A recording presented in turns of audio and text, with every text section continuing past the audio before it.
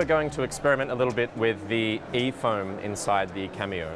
Now, this machine has a continuous milk steaming function where the milk will enter the machine, aerate, steam, and then be dispensed out of the steam arm. So instead of filling up a milk pitcher and then putting it on, we skip that step and just go straight into producing milk and filling up the pitcher.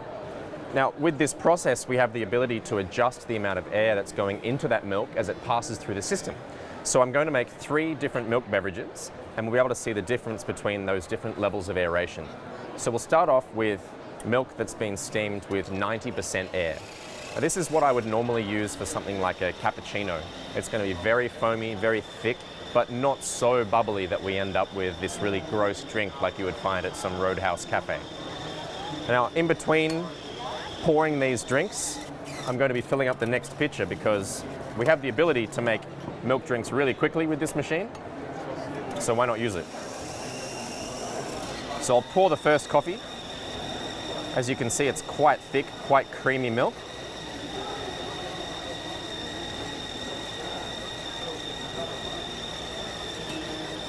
I'll rinse my pitcher, and by the time that I've finished steaming this pouring this first drink, the second one is ready to put into my milk pitcher. We can wipe the steam arm if we wish, and then fill up with the next milk. So this second jug of milk is steamed to 70% air. Now this is, for this particular milk here in the Netherlands, this is what I would normally use for latte art, lattes, and general milky drinks. It allows for some really nice contrast between the crema and the milk.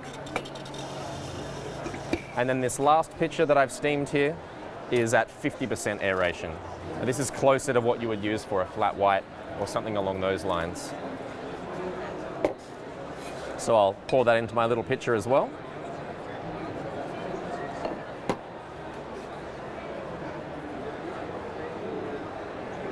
Now this milk is much thinner, so the crema is going to be moving around a lot more, which means we can produce patterns with a little bit more definition.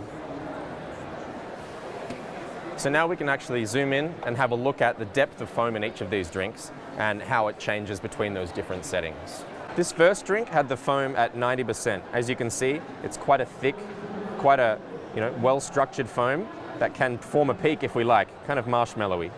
Now let's move over to this next beverage. This is the one where we use the 70% foam. You can see it's a little bit thinner, but the foam itself is still quite smooth. And then lastly, over here with 50% aeration, quite thin, but the quality of the foam isn't diminished. We're still able to produce something that's quite smooth and creamy. And if we like, we could continue to go down to 0%, which would be just milk, and it would be impossible to create latte art, but still just as delicious.